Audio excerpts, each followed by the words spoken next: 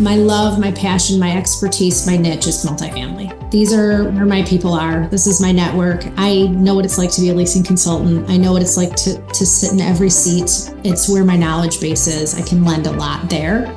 Welcome to the Multifamily Mind with Steve Wunch, a podcast dedicated to thought leadership in the multifamily universe. During each episode, we'll explore topics like leadership, diversity, equity, and inclusion, prop tech, or whatever's on the mind of our multifamily expert. We are creating a thought leadership community where ideas are explored and shared in order to bolster multifamily owners, operators, and those who have a heart for the multifamily industry.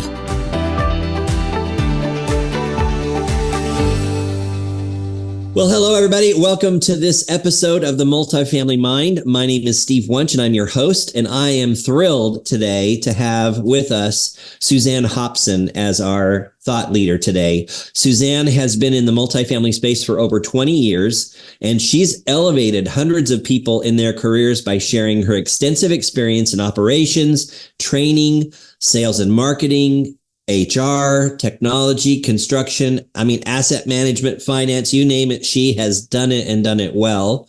After her latest role as president of a multifamily owner-operator in the Midwest, she's ventured into entrepreneurial endeavors of her own. She is now the founder and principal of Here to Elevate. And we will make sure that we give you all directions on how to find that resource during or after the podcast is done. But she's the founder and principal of Here to Elevate, a fractional executive firm assisting not only multifamily, but all industries. She partners with small to medium business owners to help them scale, grow, and manage their companies on a fractional basis.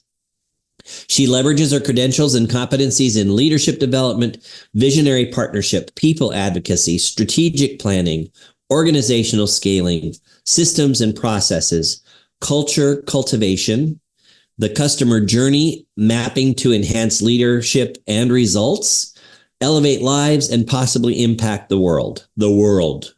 Impact the world. You and Pat are talking about vision, alignment, centralization, which is a big hot topic in the multifamily space right now, systems and processes, and the main driving force, which is the people. She's motivated and happiest when helping leaders and business owners and their teams move towards what they want, both professionally and personally. And then she's got some specialties. She is a National Apartment Association advanced instructor. So she's got the ability to train on all the designations under NAA curriculum. So your CAM, your CAP, your CAM-T, your NA, what's the new leasing one? CALP? Certified Apartment Leasing Professional. So she could train all of those under the NAA curriculum. 90.io coach and integrator. And she's a Trainual certified consultant, frequent speaker, and contributor. Suzanne, so glad to have you here. Welcome to the Multifamily Mind. Thank you, Steve. And wow, that was a mouthful, and I appreciate all of the detail there. So thank you so much. Quite the intro, huh? Yeah, wow. I'm just really happy to be here with you and connecting today. So thank you so much. Yeah, me too. You sound so great in that intro. Who wouldn't want to work with you? Love it. You can do so much on so many different levels, and I'm really excited to have this conversation today because the idea of a fractional executive or, bringing in a consultant. I've done it in a couple of companies that I've worked in. And it's an interesting concept and especially the fractional executive piece, because I don't think a lot of companies realize that there are folks just like you out there in multifamily and other industries who are at that C-level or higher, or regional level or higher into the C-suite, that are able to offer their services at a fractional rate and time. So let's talk a little bit about what that really looks like and share some of the insights that you've gleaned since you've started this new venture. Yeah, absolutely. And to your point, just to highlight something, it's something where I didn't realize that it is a thing. Like fractional executive services is a thing out in the greater world. And so when I decided to make this this leap. And it really came out of my training with EOS, which is the Entrepreneurial Operating System, and 90IO, understanding the role of integrator, which is really that COO role of working in the business and executing on the vision through the people, that I found other groups of people that actually do this outside of multifamily. And there's a couple of different levels to it. One is that sort of C-suite level where you come into an organization, small to medium size, perhaps they're looking to scale within a certain time frame, and they need that fractional executive expertise where you actually sit in a leadership seat. You have accountabilities, you have direct reports, but you're not an actual hire of the company. You're a contractor, an independent contractor working for the company. And the beauty of that for the organization is that they can pull you in temporarily, get that injection of expertise. And then the real, I think, goal is to replace replace myself with their full-time hire when they're ready for it. Okay. And so, that can take, a period of time. And that also helps, I think, grow the relationships, understand really in depth the organization. When sometimes you come in for a consulting job, which is a little bit different, we also offer those services. Right, but that's like project based, right? And has a specific time frame and scope. So that's really the differences between the offerings of Here to Elevate. Okay. So during this time as a fractional, say like a fractional CEO or fractional COO, are you working with individuals within the organization to sort of identify who that successor could potentially be? And if there's not anyone within the organization, are you outreaching through your network to see if there's somebody that you're connected with that could potentially be a good fit for that? Yeah, it's a very interesting question about the recruiting hat, right? So part of what I do in my role with organizations is I really play that second in command, that COO role. I don't fulfill the CEO role. My expertise is not in that seat. But my job is to really take that vision and execute it through the people plan, and also to have a firm grip of the P&L. So in that whole planning process, there's the people and the careful examination of, the people plan. How does that really look in terms of the growth of the organization? Do we have the right people in the right seats? Typically, and I say this all the time, we have the right people, they just might not be in the right seat. Yeah.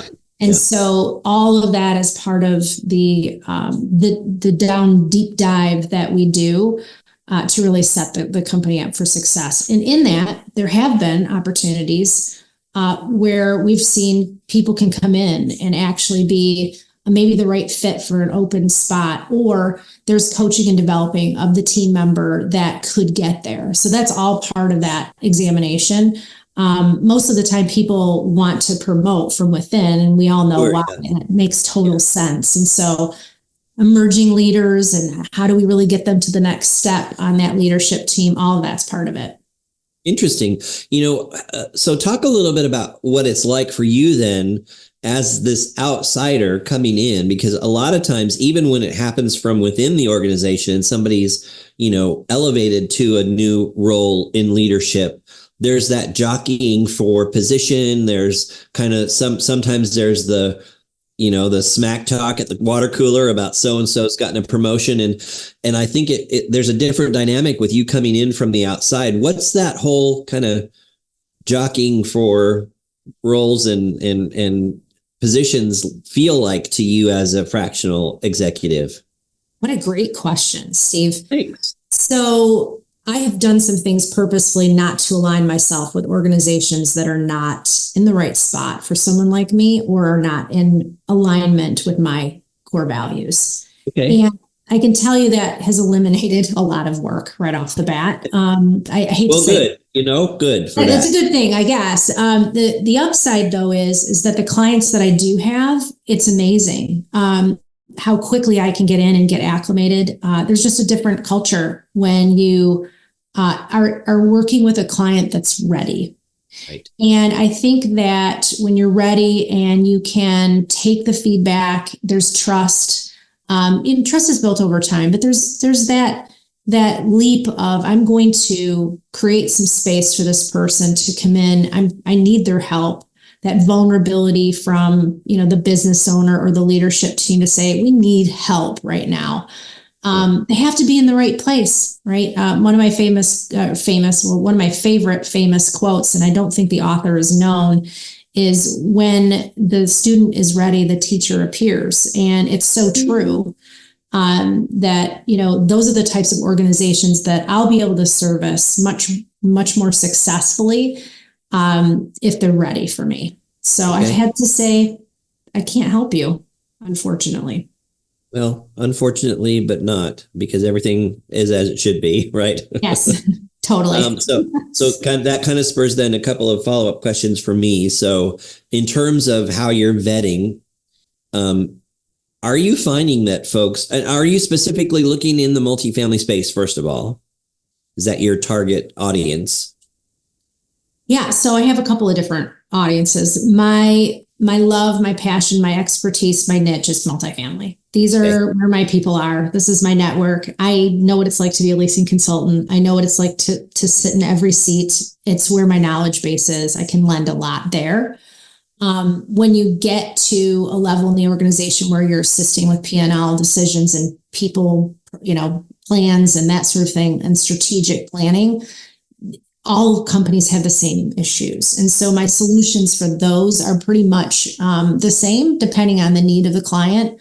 So there are some external opportunities that I have with people outside of our industry, but it's where my people are. So I'm here in multifamily and I think there's a real opportunity too, because I think that even clients don't always know what they need or what they want. And I am interested in educating owners and operators on how to get the right people in their organizations to be able to make their plans come to reality. And I don't know that sometimes when we're hiring consultants, and I know this just from being on the other side and needing some help, like how to do that well, how to ask the right questions, how to vet a consultant. I think it goes both ways to really make sure, to your original question, that relationship starts off on the right foot and it's a good match.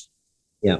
Are you finding it easy with multifamily companies specifically to be able to do your due diligence effectively on the front end to know, hey, this is a company that aligns with my values. I see processes that are in place that I feel I can really contribute well to helping them streamline. Or do you find it a bit of a struggle to kind of get to know a multifamily company before you actually entertain the idea of becoming that fractional assistant to them? Yeah. Well, I'm beginning my journey. So it'll be a year in July. And the conversations that I've had and the clients that I do now have, it has been a learning experience for me. And when I talk to other consultants or other fractional executives, one of their biggest challenges is really not getting in the door, but really getting on the same page with what the work is going to look like and what the communication and what the pay rates are going to look like. All of that has been, I think, an enigma. And I'm seeing a lot more people coming in and saying, how are you doing this? And how are you doing this? And how are you approaching this? So it's been a learning experience. I will say one client that I have has been just tremendously in alignment. And it has been one of the best engagements of my life, whether I've been a W-2 employee or I have been doing this. And it really comes down to right fit, understanding the scope of work completely, as much as you can. In that first 90 days, there's always the peeling back of the onion and trying to figure out what's really working and not working in the business. But that communication, that relationship with the leadership team and the push and the pull, like there's got to be room for the truth. And as I say, it's one of my first questions. Do you have any sacred cows? Because we need to talk about those right now.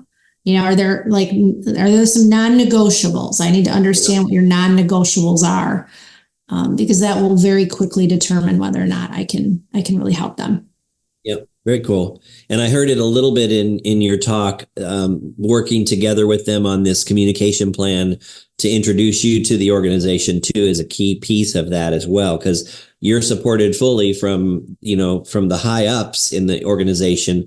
And then how do they then push that message down to the field? And have you found that to be a pretty easy process? Yeah, I think it's been different depending on what role I'm playing. So if I am a person that is, tactically trying to pick apart process, let's say, and rebuild it, there's a need for me to be working on the front line and working with the people that are using the software or are engaging with, our customer. What does that process look like, and really understanding it from their perspective. And so I'm going to be with them. And so if they know my role is a support role, that I'm there to really help solve problems that they're dealing with, that's how, I'm introduced to them. Okay.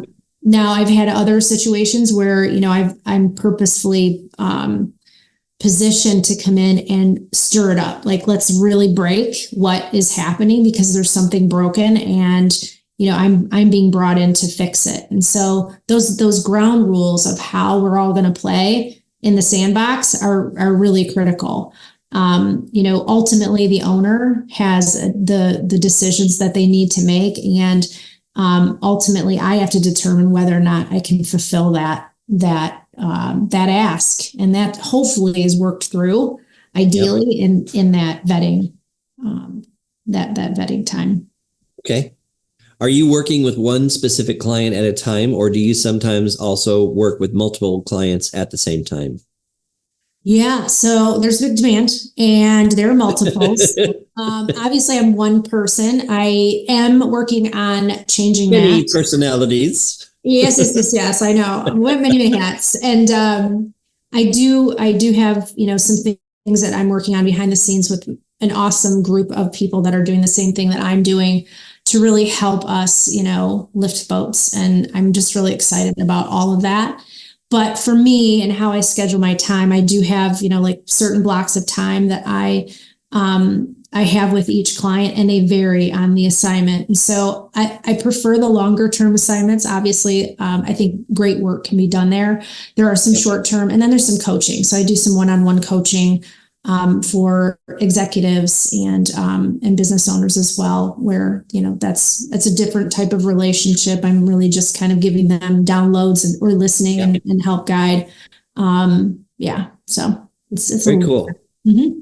I just love the whole premise of Here to Elevate, because it really says in one word or one slogan what you're doing, not only for multifamily companies, but you've got a whole group of fractional professionals that you're supporting and teaching how to do this. So I encourage our listeners to go to heretoelevate.com and take a peek at your website and see what you're about, because it's pretty cool. And you've got some pretty amazing partners that you're working with as well. Some folks will actually be guests on our podcast a little bit later this year. But it's really exciting to see how you're kind of taking a different swing at having an impact in multifamily without having to be a W-2 employee, which is very cool. Yes. Thank you. You use a phrase often, and both you and Jessica Eberbach use this phrase of talking about the right seat. You might have the right person, but they may not be in the right seat. So I kind of want to just shift gears for a split second, because not only just from this fractional perspective, but also, I mean, you were a leader of a multifamily company, and that was a really important piece of your success there. And I mean, I could talk a little bit about, it was a very innovative approach to multifamily. You guys did some things that were very different in terms of being innovative in your approach to managing properties. But let's talk just a little bit about that right seat, and what happens when you see somebody who's not in the right seat, and what kind of process do you use to help them see, hey, if you were in this other seat, We'd both be a lot happier. Right? Right? Like, know thyself. And again, at different points in our careers, we have better insights into how we work and how to work with others that are on our team as either, teammates or reports. But to that point, the people are where it's all at. And so when you're orchestrating, scaling a business, growing a business, making a business better, even if you're not in growth mode and you're just really trying to shore up your operations, you start with the people, right? I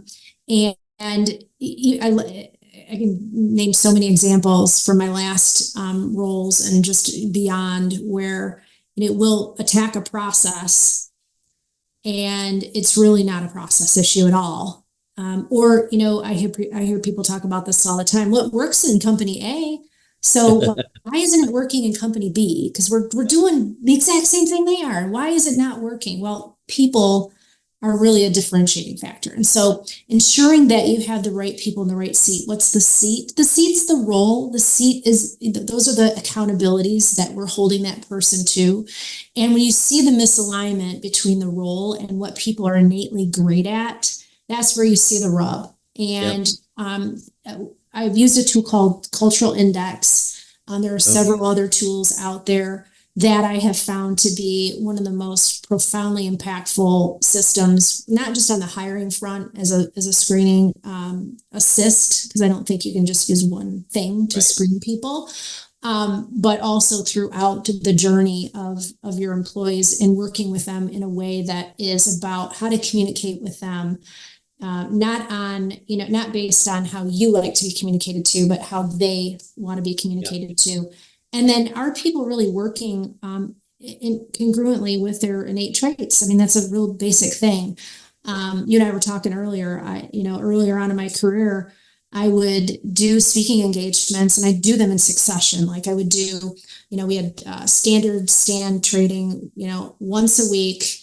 Then there was one whole week that was blocked off when I headed up a training department, and I would take a whole week in and out of training, curriculum with people that were coming through. And I would get home and I would tell my husband, I'm just completely exhausted. I have no idea what is going on here. Yeah. I love this. I love giving all my energy to it. It pumps me up. I feel great. And then I come home and I'm totally drained. Yeah. Well, know thyself, right? So part of who I am, and just like everybody else, are, things that happen that I need to recharge. But to be really in alignment, like for me, executing on a lot of detail work is hard for me. It's like it takes up a lot of energy for me to do that. I'm more of a strategic thinker. Less minutia, more big picture kind of thing. Yeah, and I can do detail too. My cultural index profile is an architect, so I can do both. But if I'm only doing one, whether it's all strategic and no, like in the weeds of the process and fixing things and whatever, I don't do as well. I don't function as well. I'm not as happy.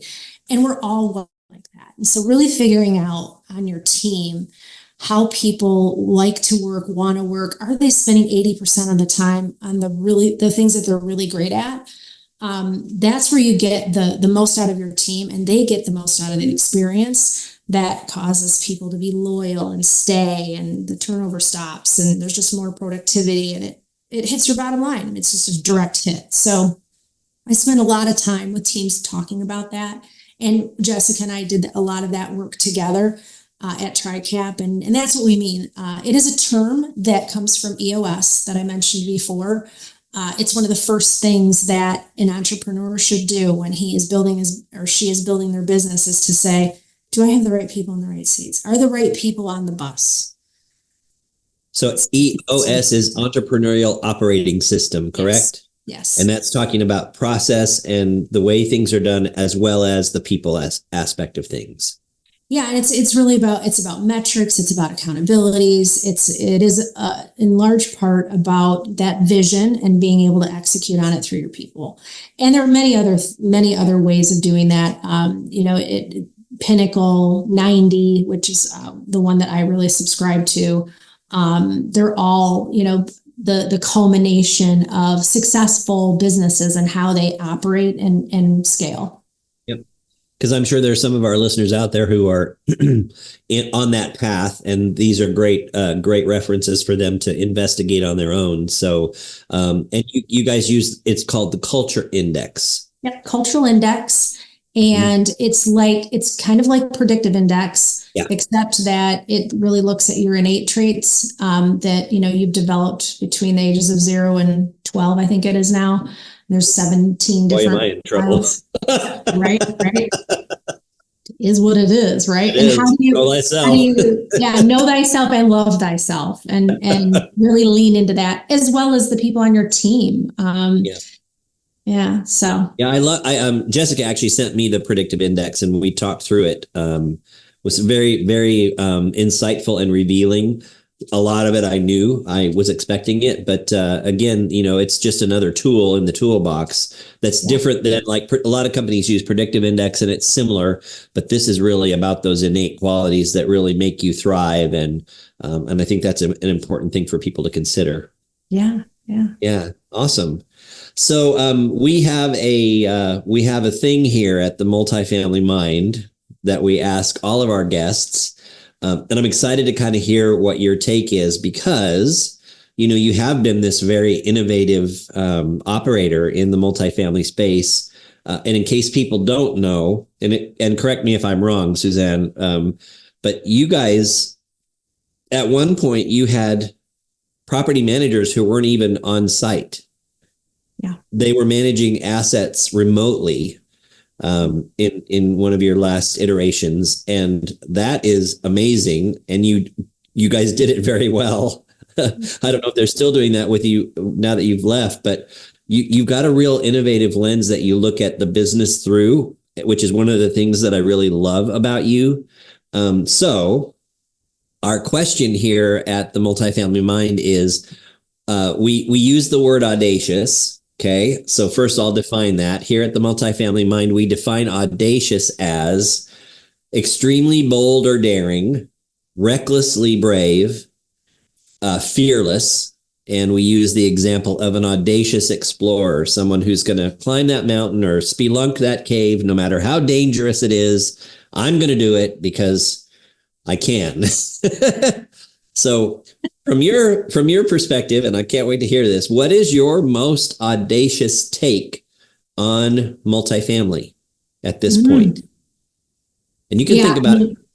Take your time. Yeah, well, something popped right into my mind. Besides Tom Cruise and the fact that he does his own stunts, I think that's pretty cool. Even if you aren't a Tom Cruise fan, he's audacious. Yeah, he is. He came to mind. Slightly crazy. Yeah, slightly crazy. Yep. I won't reference the show on the couch, but anyway.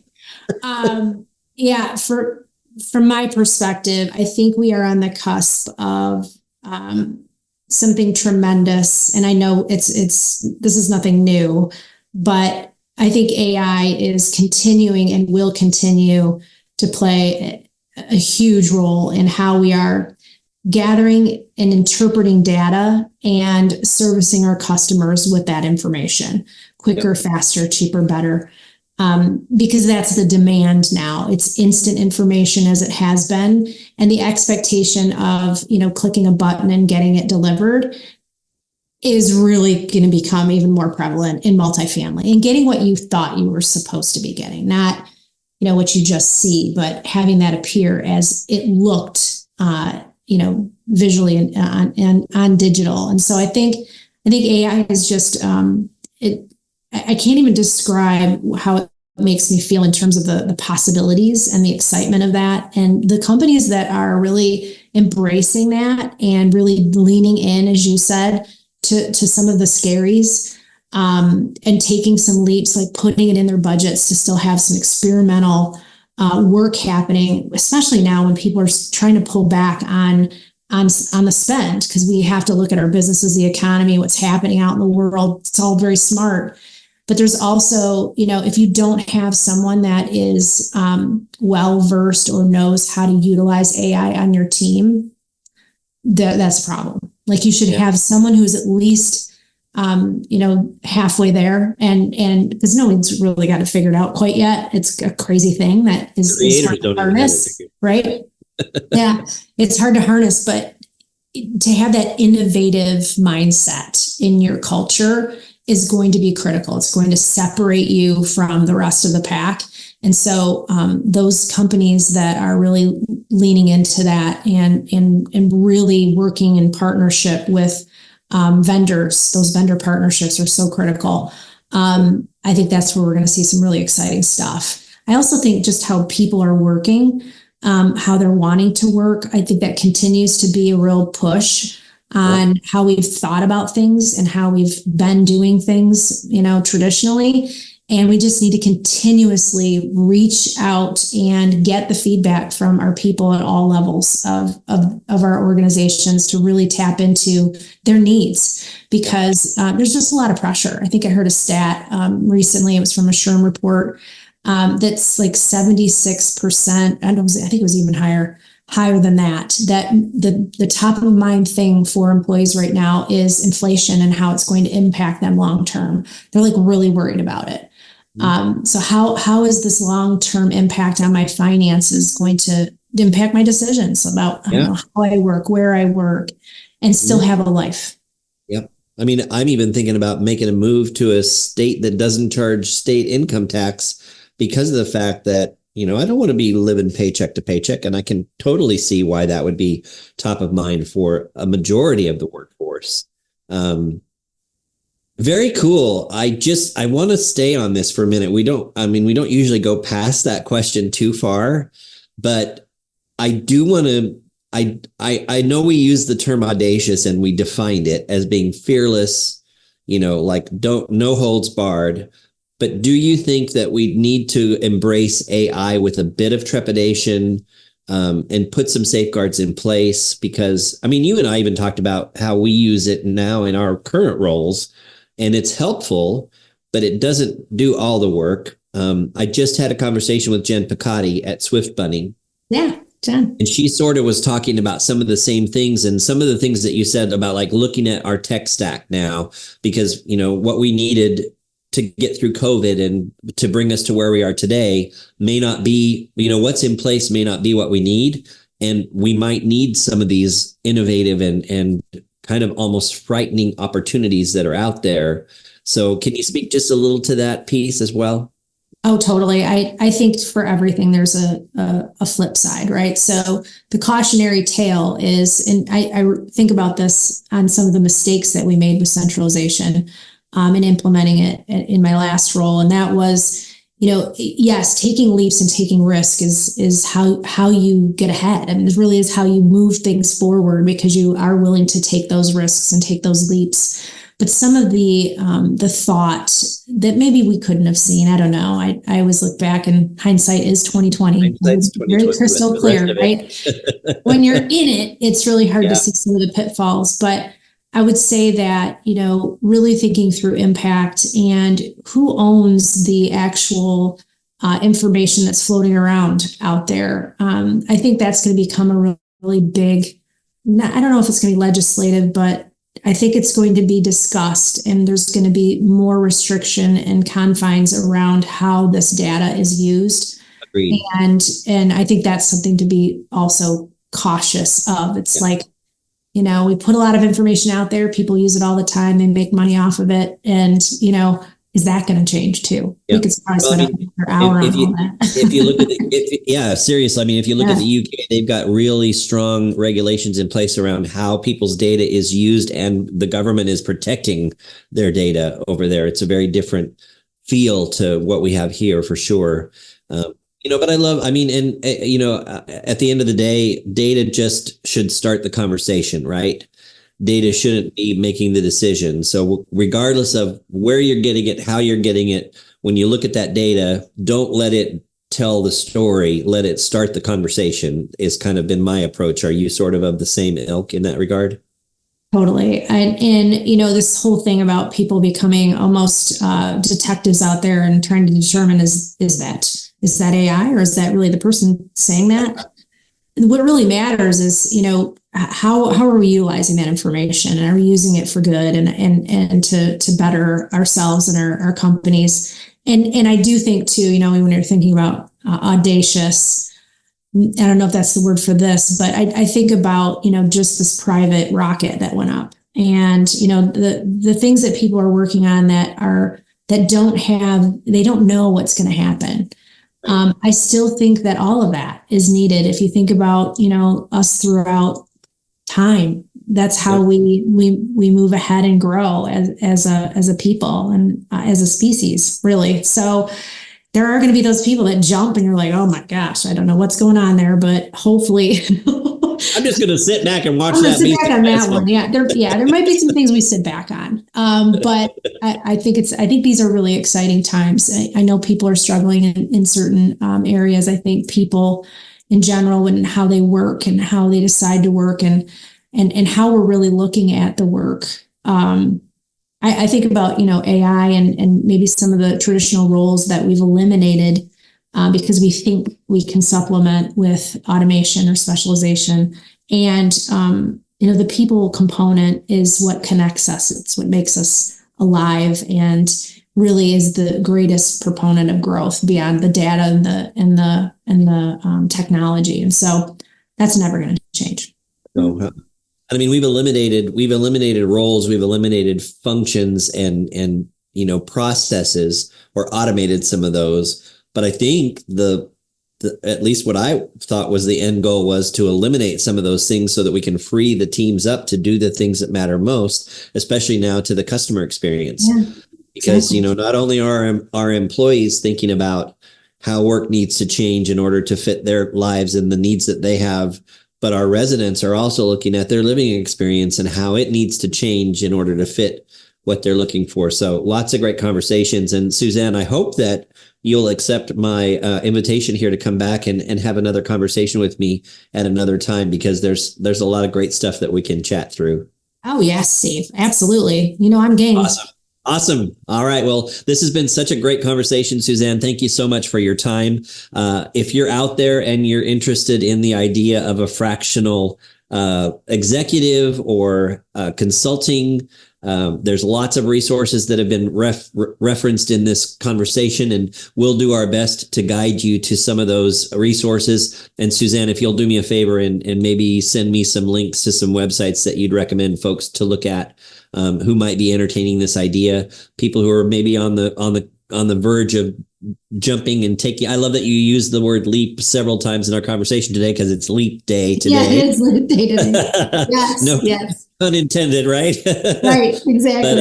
But let's give them some good resources. We'll make sure those are available to everybody who's listening. But thank you so much for joining us today, Suzanne. I'm Steve Wunch. This has been the Multifamily Mind, and we can't wait to have you back for our next episode.